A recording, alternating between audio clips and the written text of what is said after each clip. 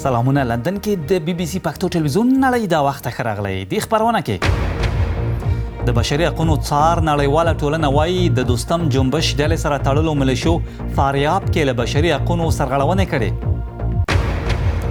د حلب جګړه په دې اړه خبرې ضد و نقیض دي چې د بشري موخو لپاره له ټاکلو لارو څومره خلک له کلابندو سیمو وتلي. د کونګو کان کیندونکي په داسې حال کې چې هیواد یې د ټاکنو تابع کوي دوی د ژوندي پاتې کېدو سره لاس او ګریوان دي. خپرونه کې دا هم پر افغان فلم او سینما د تاوتریخوالي اغیزې نوي ځوان فلم جوړونکي اوس غواړي خپل هنر ته نوی رنګ ورکړي.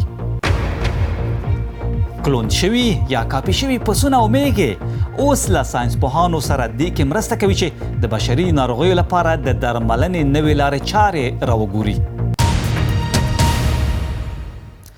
جوړ تازه نړۍ دا وخت خپرونه کې پر دې سربیره لنډ خبرونه لرو.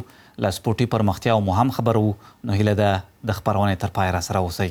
پیل کې افغانستان ته ورځو چې جنوب هلمند کې یو چارواکي ویلي پر خانشین ولسوالۍ د طالبانو برید کې 40 پولیس سرتیري وژل شوي دي.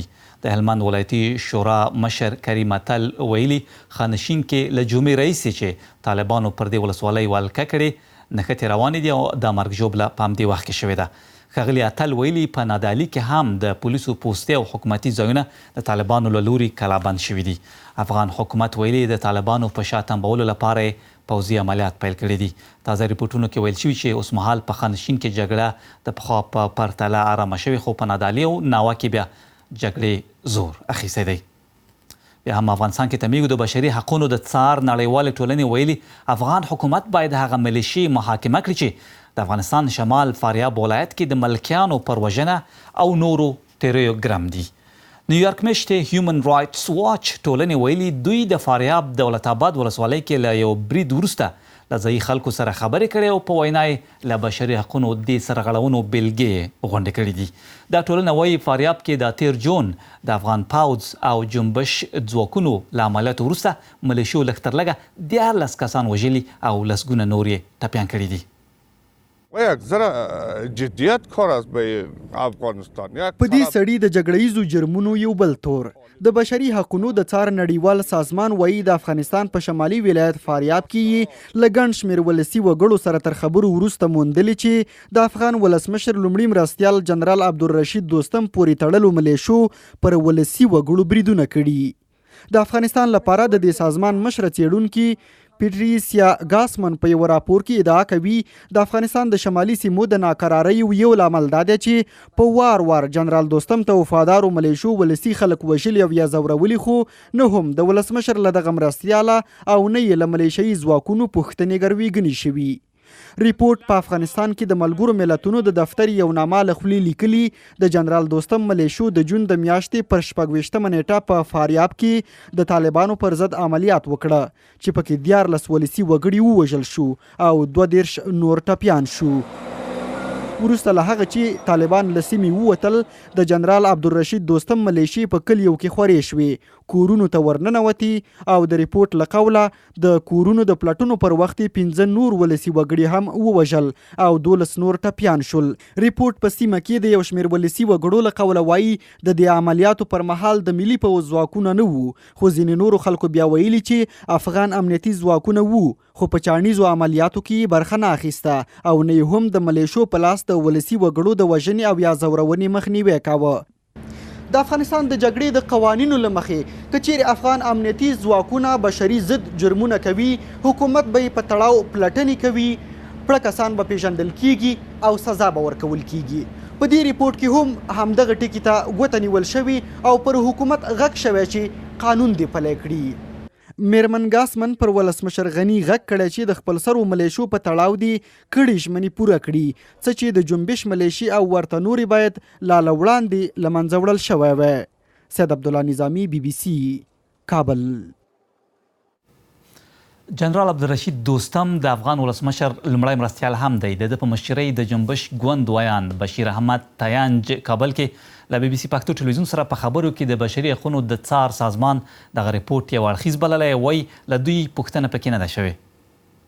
در گذشته ما شاهد چنین واکنش در واقع یا گزارشاتی بودیم به این معنا که زمان پوخا هم موږ له داسې حالت سره مخامخ شوي یو کله چې طالبانو ماته خوړلې او یا هم د ماتې سره مخ شوي نو هڅه یې کړې چې پر ملکي وګړو فشار راولي او د ماتې غچ یې له ولسي وګړو اخیستی. موږ فکر کوو هغه سرچینې چې په دې ریپورت کې راغلي داسې ګڼل کیږي چې دوی دا هر څه د طالبانو د ګواښونو له وجې کړي او دا هم شونې ده چې ولسي وګړي پکې ژوبل شوي وي ځکه جګړه روانه ده. د جنبش ګوند ویاند احمد تاینج و که په دې اړه د افغانستان کې د وروستیو تاوتریخوالي پیښو په اړه نور معلومات غواړئ ویې ګورئ یا یې ولولئ زموږ ویبپاڼې ته هم ورتلی شئ BBC پښتو ټکی کام. خپرونه کې د نړۍ له لارو بر یو څو نور لنډ خبرونه هم راخلو. د امریکا ټکساس په مرکزي ښار آسټن کې پولیسو ویلي د ډزو په 2 پیښو کې یوه ښځه وژل شوې او 3 نور کسان ټپیان شوي دي. پولیسو ویلي دا د ډزو 2 پیښې وې چې په یوه وخت کې په یوه سیمه کې شوي دي. چارواکي ویلي د آسټن د سیمه کې اوس امنیت ټینګ کړی او پولیسو له خلکو غوښتي چې له سیمې د لرې اوسي. بیا هم د امریکا ټکساس کې پلټونکو د دې خبرې معلومولو لپاره زیار یا هلې ځلې پیل کړي چې یو هوایي بالون ولې اور واخیست وچاودېده او ولوېده چې د 14 کسانو ټوله سپرلۍ هم پکې ورسره ووژل شول. د امریکا کې د هوایي بالون تر ټولو ناوړه پیښه ده. بالون د ایالت مرکزي ښار آسټن جنوب 50 کیلومترۍ کې پټیو کې د برېښنا له مزیو سره لوېدلی و.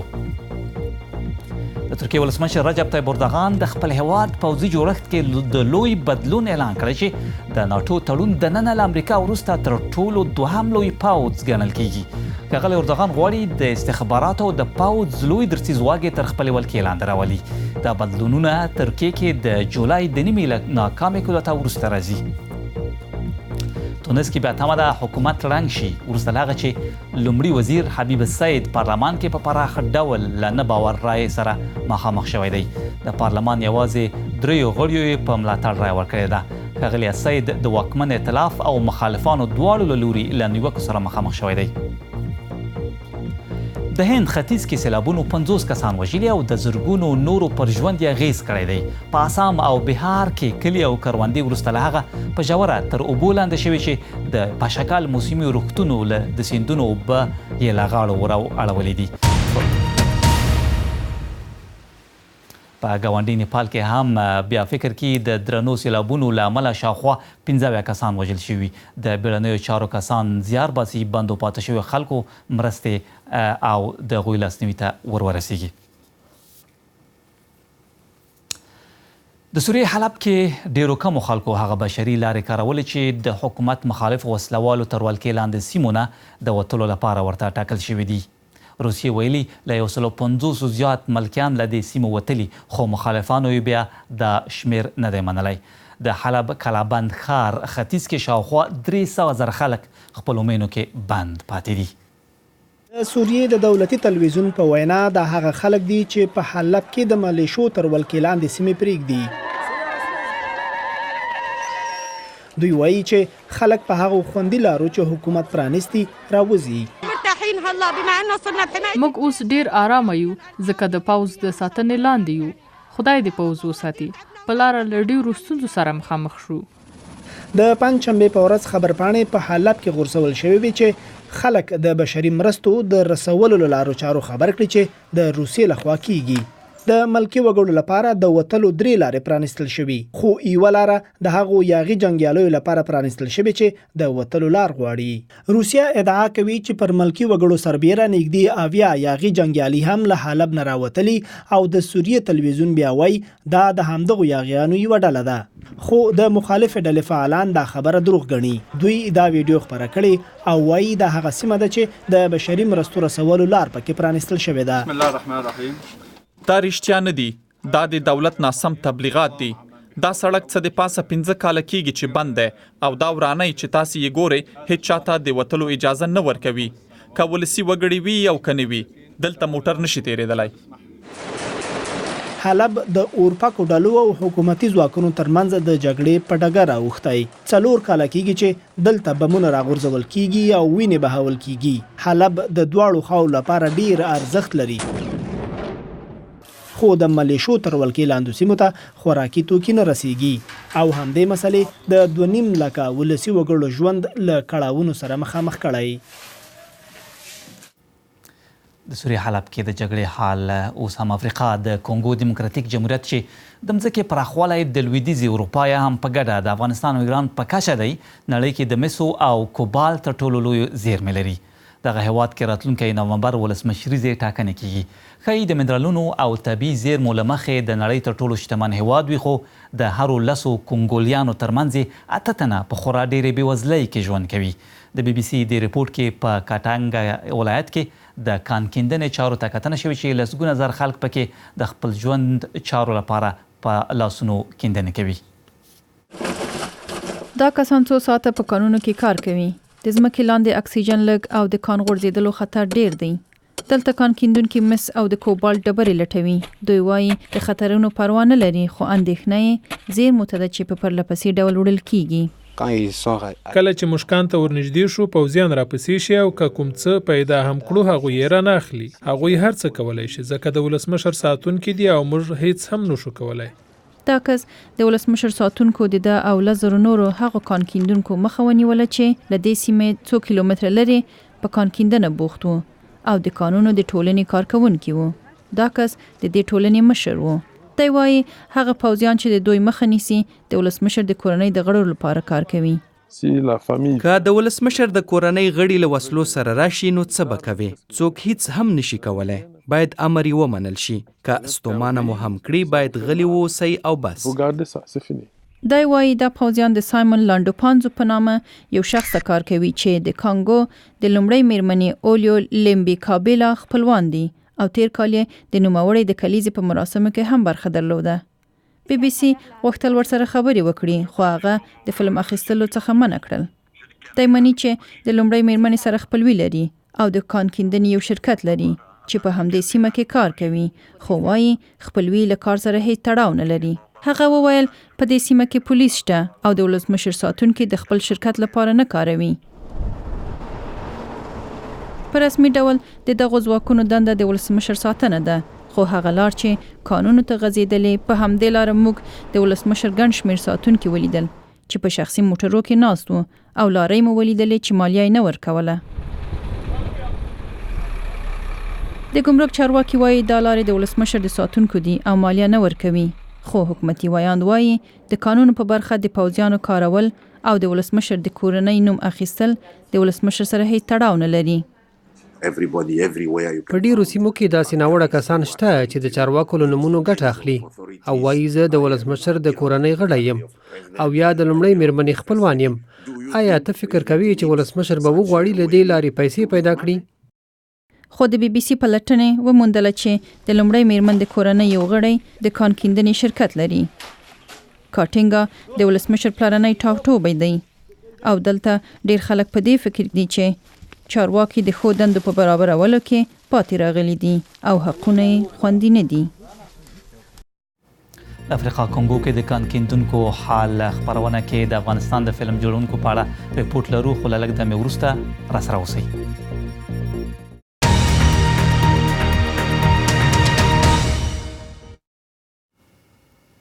لندن کې د بي بي سي پښتو نړۍ دا وخت بیا هم ستړي مشئ. د نن د سر خبرونه مو د بشري حقونو څار نړیواله ټولنه وایي د دوستم جنبش ډلې سره تړلو ملیشو فاریاب کې له بشري حقونو سرغړونې کړې، خو جنبش ډله دغه تورونه بې ځایه بولي. د حلب جګړه په دې اړه خبرې ضد و نقیض دي چې د بشري موخو لپاره له ټاکلو لارو څومره خلک له کلابندو سیمو وتلي. په افغانستان کې د فلم جوړونې کار هم د نورو چارو په څیر د جګړو او ناامنیو له کبله ټکنی شوی دی، خو ځینو ځوانو فلم جوړونکو په افغانستان کې د ننه او بهر د دې تکل کړی چې دې صنعت ته نوی رنګ ورکړي. په دوی کې یو شمېر افغان کډوال هم شته چې د فلمونو لګښت یې لږ خو انګازې پراخې او ژورې دي.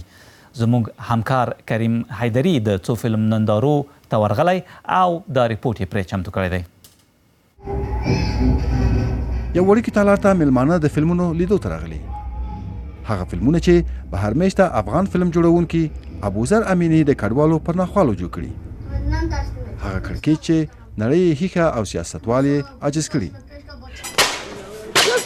په دې فلمونو کې یو هم د ناوس انجلس په نوم فلم دی چې د 2 افغان ماشومو کډوالو د هلو ځلو کیسه کوي. دوی د ترکیې په یو ښار کې د خلکو بوټونه رنګوي په دې هیله چې پیسې زیرمه کړي او اروپا ته پرې ولاړ شي. دا فلم تر اوسه په 20 نړیوالو فستیوالونو کې ښودل شوی او تر یو حده سایل شوی هم دی، خو دا لومړی ځل دی چې په افغانستان کې نندارې ته وړاندې کیږي. په افغانستان کې ډیر فلمونه نه جوړیږي، خو ځینې ځوانان له هیواده بهر فلمونه جوړوي او بیا یې نندارې لپاره دلته راوړي. خو په افغانستان کې د ننه د دې فلمونو تود هرکلی څرنګه چې اړتیا ده نه کیږي. 10 کلن ابو زلمینی هوډمن دی چې په افغانستان کې له نورو فلم جوړونکو سره ګډ کار وکړي. سره له دې چې په افغانستان کې د دې هنر پراخوالي ته لا هم ستونزې شته. دو مشکل عمده وجود داره. دوه لوی ستونزې په افغانستان کې شته. یو امنیتي ستونزه ده، بل په کور دننه د سینما ملاتړ نه لیدل کیږي. د افغان فلم سره دا زما لومړنۍ تجربه وه او د دوی له کوربتوبه منندوی یم.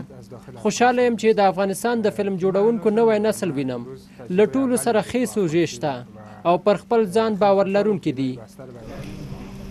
افغانستان نږدې 100 کاله وړاندې سینما ته غېږ پرانیستې، خو د جګړې او ځینې حاکمو ډلو له امله سینما خواره پاتې شوې.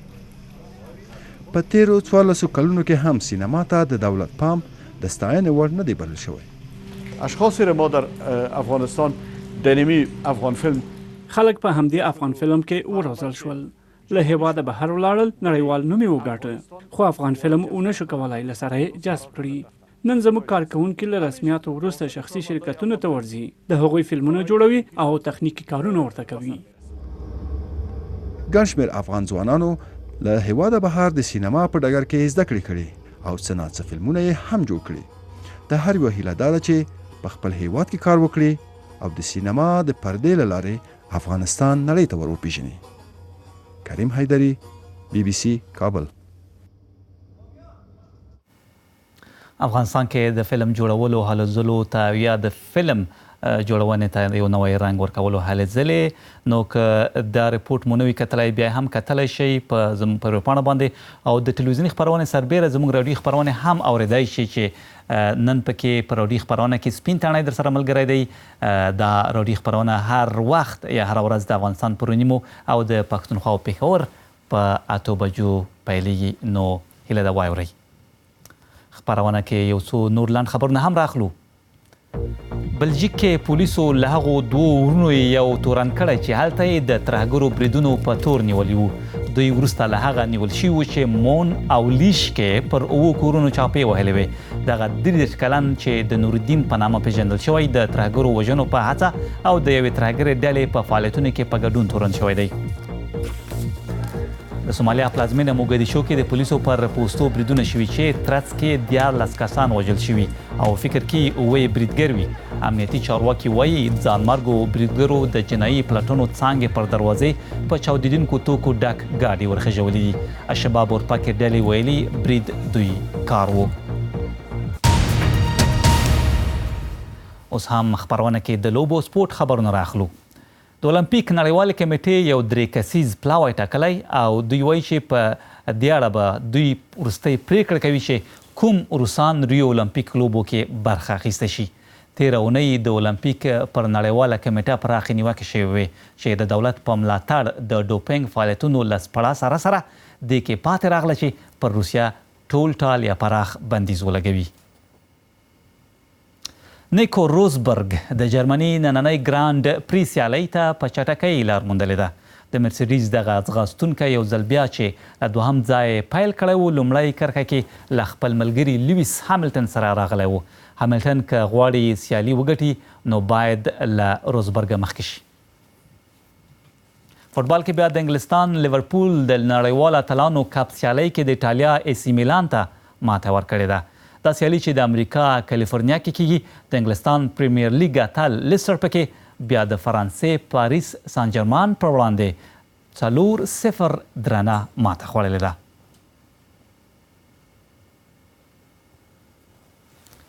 ژویو کې د کلونینګ یا د بل کاپي کولو تر شا ټکنالوژي اوس داسې بریښي چې انسانانو کې هم ښایي د ځانګړو ناروغیو درملنو لپاره وکارول شي. مخکې ساینسپوهان اندېښمن وو چې د کلونینګ یا کاپي کولو له امله ژوي ښایي له وخت مخکې زاړه شي، خو 4 پسونه او میږې چې 2 لسیزې مخکې د ډولي په څیر له ورته حجرو کاپي شوي وو په ښه روغتیا زاړه عمر ته رسېدلي دي.